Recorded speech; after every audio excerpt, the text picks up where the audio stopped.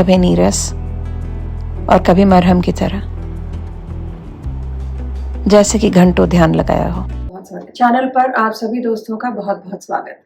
ये वीडियो एक लंबे अंतराल के बाद आ रहा है। इस वीडियो का विषय 2 लकड़ी के पैनल्स पर बना एक आर्टवर्क है जो पिछले 1.5 महीने से वर्क इन प्रोग्रेस रहा है। इसलिए जिस वक्त मैं आपको उस पैनल की पूरी कहानी बता रही हूँ, मैं पेंट कर रही हूँ। ये कोई नया प्रोडक्ट नहीं है, ये वही बक्सा है जिसके बारे में मैंने चैनल पर ऑलरेडी वीडियोस पोस्ट किए हैं। आइए बिना विलंब अब उन पैनल्स की कहानी सुनते हैं जो एक्चुअली इस वीडियो के हीरो हैं।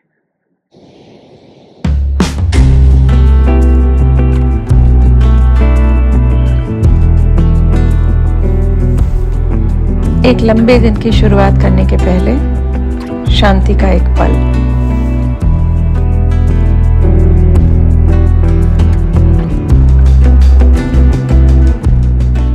जिन 2 पैनलों पर मैं काम कर रही हूँ वो कार कंट्री से अभी अभी वापस आए हैं और उन्हें मैंने टेबल पर काम शुरू करने के लिए रख दिया है। ये पैनल सागवान की लकड़ी से बने हैं। काम शुरू करने के पहले लकड़ी की सतह को तैयार करना पड़ता है।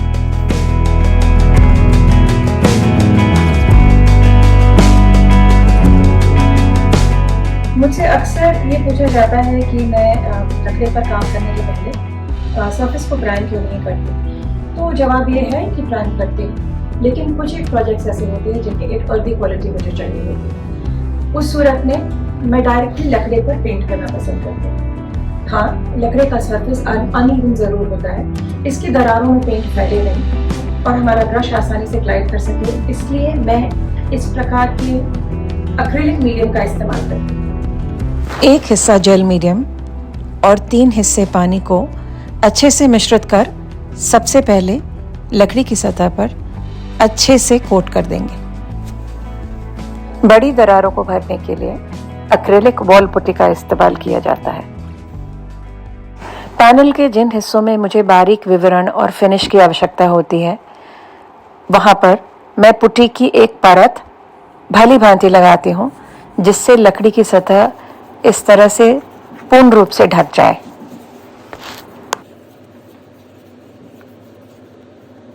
ये जो वॉल पैनल बन रहे हैं वो आंशिक रूप से पेंटेड और आंशिक रूप से डिकोपाज्ड हैं। और अब इस प्रोसेस का अगला चरण है पेंसिल के माध्यम से डिजाइन को सरफेस के ऊपर में उतारना। जो पैटर्न मैं बना रही हूँ ये काफ़ी कुछ फ्री हैंड तरीके से बनाया हुआ है।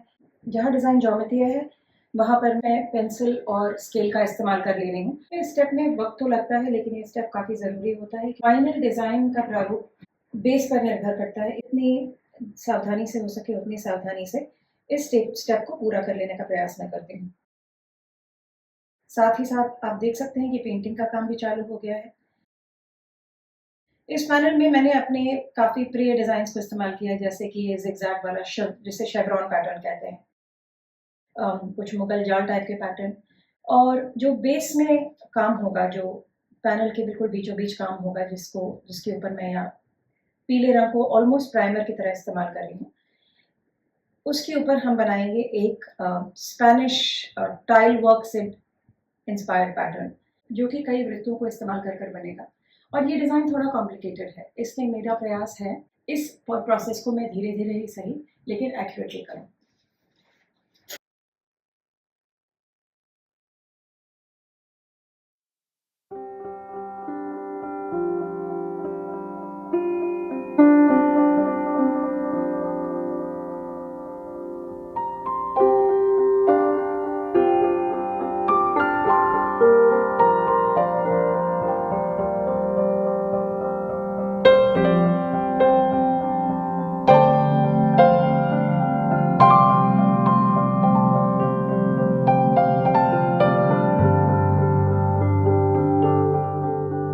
पैनल पर काम शुरू किए हुए 3 दिन हो चुके हैं। किनारों में और बीच में थोड़ा सा काम खत्म हो गया है। अगर आप मेरे पीछे देखें तो दीवार से फ्रेम गायब है, इसलिए क्योंकि ये वीडियो मेरे बेडरूम के मेकओवर से पहले रिकॉर्ड किया गया है। यदि आपने वो वीडियो नहीं देखा है तो उसका लिंक यहाँ ऊपर है।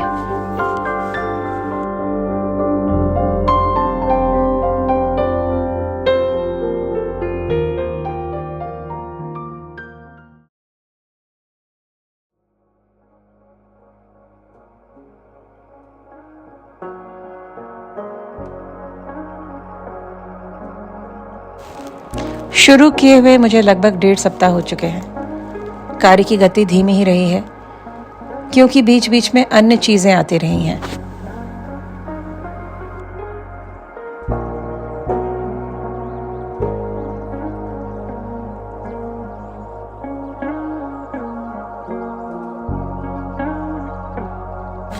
काम का यह हिस्सा शांत और धीमा चरण है, जहां मैं पैटर्न को पूरा करने के लिए पूरा समय लेती हूँ। लकड़ी पर ब्रश के स्पर्श को महसूस करना,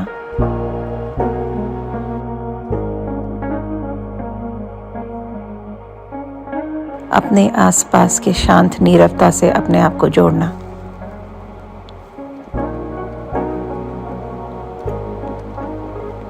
इन चरणों में जितना समय लगे, काम उतना ही संतोषजनक होता है।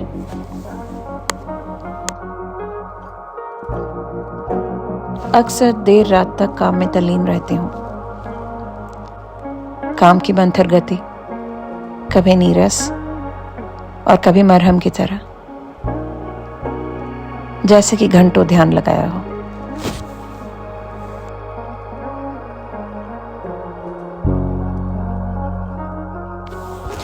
आज की रात कुछ ऐसी ही रात है। मुझे अगली सुबह फ्लाइट पकड़नी है। मैं कुछ दिनों के लिए काम से दूर रहूंगी और आज ही जितना हो सके उसे निपटाने की कोशिश कर रही हूँ।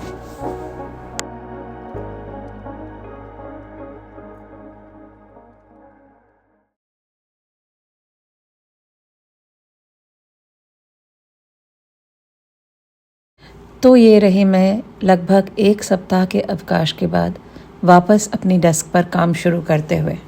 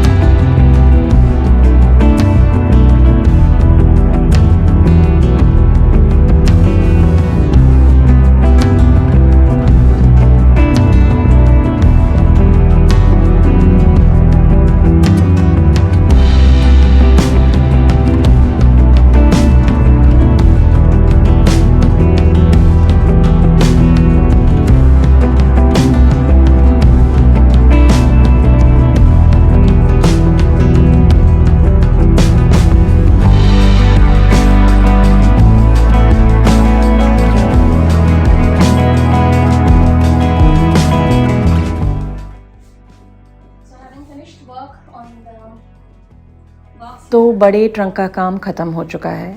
अब इसे मैं वार्निश करूं उसके पहले बारी है इसको स्टाइल और शूट करने की। इसलिए ये ट्रंक अब बेडरूम से हटकर लिविंग रूम में आ चुका है। जहाँ तक रही पैनल्स की बात, तो पहले पैनल पर काम ख़त्म हो ही चुका था। उसी तर्ज पर मैंने दूसरे पैनल को भी फिनिश किया और अब वक्त है पैनल्स के बीचों बीच वाले हिस्से में आर्टवर्क को डीकोपाज करने का। इस बिंदु पर वो कलाकृति जो कागज़ पर पहले से ही चित्रित की जा चुकी है, उसे मैं पैनल पर डिकोपाज करती हूँ। पेंटिंग करने के लिए मैं अभिलेखीय यानी आर्काइवल ग्रेड पेपर का इस्तेमाल करती हूँ। जब पेंटिंग लकड़े पर डिकोपाज हो चुकी होती है, तब हम उसके डिटेल्स को फिनिश करना शुरू करते हैं। बारीक विवरण जैसे मेटेलिक कलर्स, गोल्ड लीफ, इन सभी तकनीकों द्वारा चित्र की खूबसूरती को निखारते हैं।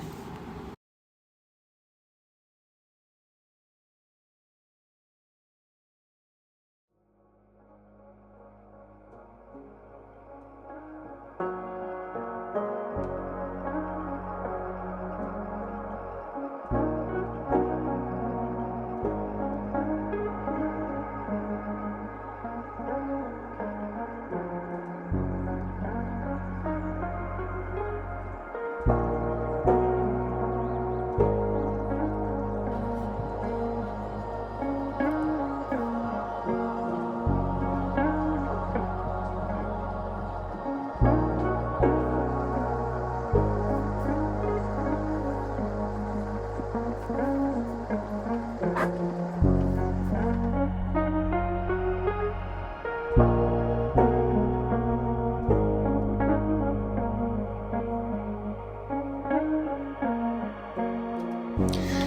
चरण जो अब बाकी है वह है पैनल के मध्य भाग में प्राचीन पीतल के नॉकर्स को फिट करना।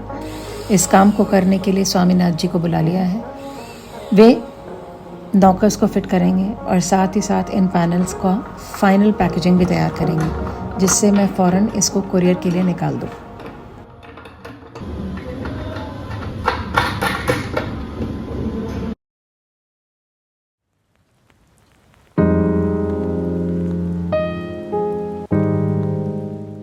लीजिए हमारे आज के व्लॉग के हीरोज़, ये पैनल तैयार है। क्योंकि यह उन मौक़ों में से एक था जब मुझे पैनलों की तस्वीर लेने का कोई अवसर नहीं मिला।